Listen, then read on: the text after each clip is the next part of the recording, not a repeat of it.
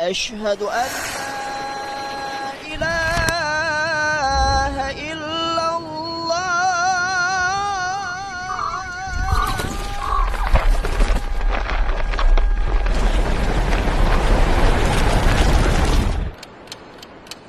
Aceh, 26th of December 2004.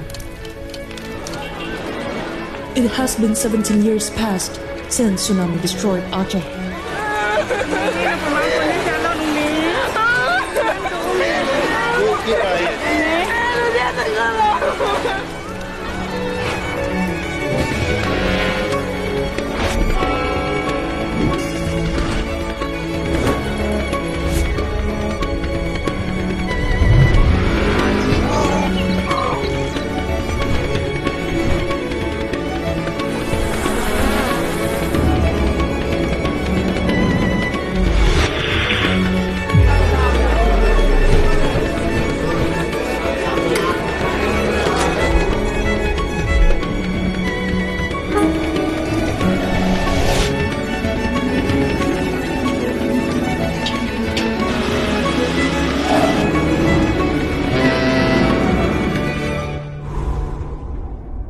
Aceh is struggling to revive from the adversity.